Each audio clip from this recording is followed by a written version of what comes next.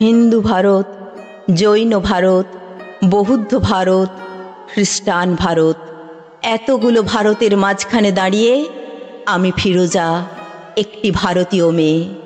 আপনারা বলতে পারেন আমি কি দোষ করেছি? পৃথিবীর যে কোনো দেশের যে কোনো একটি মেয়ের মতো আমিও একজনকে ভালোবেসেছিলাম। প্রথম যেদিন ওর চোখে চোখ পড়েছিল আমার, আমি জানতাম না ওকে। বিকেল বেলার কলেজ ক্যাম্পাসে যে আলো এসে পড়েছিল ওর চুলে, তার কোথাও লেখা ছিল না ওর ধর্ম। হিন্দু ভারত, জৈন ভারত, বৌদ্ধ ভারত, খ্রিস্টান ভারত। আপনারা বলতে পারেন আমি কি দোষ করেছি? আমি যেদিন হাতে মোমবাতি নিয়ে উঠে দাঁড়ালাম, আমি যেদিন বলে ফেললাম আমি শরিয়ত মানি না, আমি যেদিন বুঝিয়ে দিলাম ভারতবর্ষের মাটিকে মা বলে জানি, ভারতবর্ষের আকাশকে আকাশ, সেদিন থেকেই শুরু হলো অত্যাচার। হিন্দু ভারত, জৈন ভারত, বৌদ্ধ ভারত, খ্রিস্টান ভারত।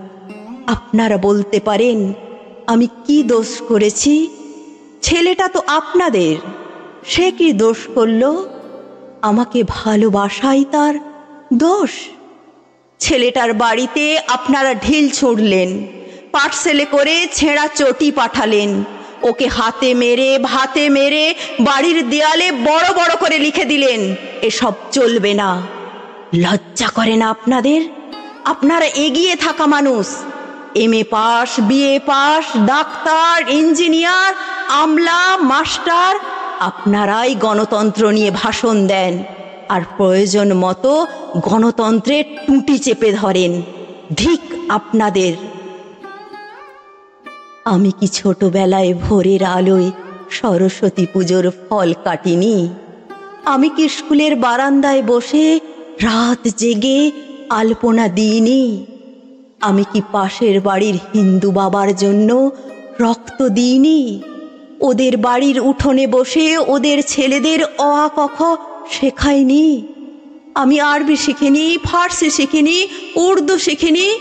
বাংলাই আমার ভাষা, এই ভাষা আমার ভাত, আমার রুটি, আমার চোখের কাজল, আমার পায়ের ঘুঙুর। এই ভাষা আমার গোপন চিঠি, যার অক্ষরে অক্ষরে লেগে আছে আমার চোখের জল। আমরা যেদিন বিয়ে করি সেদিন কফি হাউসে গিয়েছিলাম। ও সেদিন আমাকে ঝোলা ভর্তি করে রবীন্দ্রনাথ কিনে দিয়েছিল। হাওড়া স্টেশনে পৌঁছে কানে কানে রবীন্দ্রনাথ বলেছিলেন, ফিরোজা, তুমি আমার মৃন্ময়ী, তুমি আমার লাবণ্য, তুমি আমার সুচরিতা। সেদিন রাত্রে কি হয়েছিল জানি না, কি ঘটেছিল ওদের বাড়িতে, কি ঘটেছিল ওদের পাড়ায়, কি করেছিল ওদের বাবা কাকা, সেটা আজও আমি জানি না।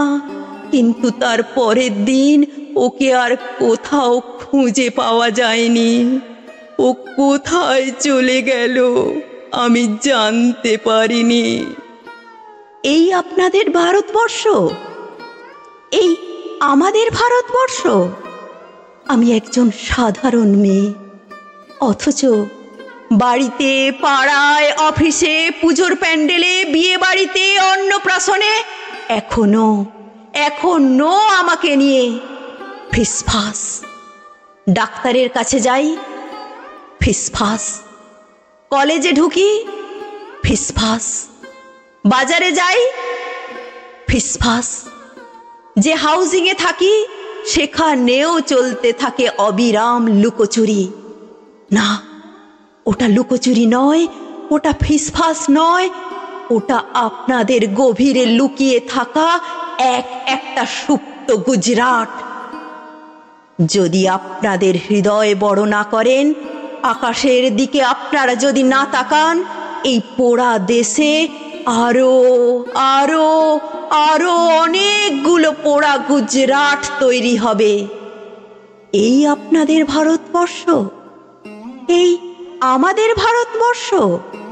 বলুন বলুন, এটাই কি ভারতবর্ষ।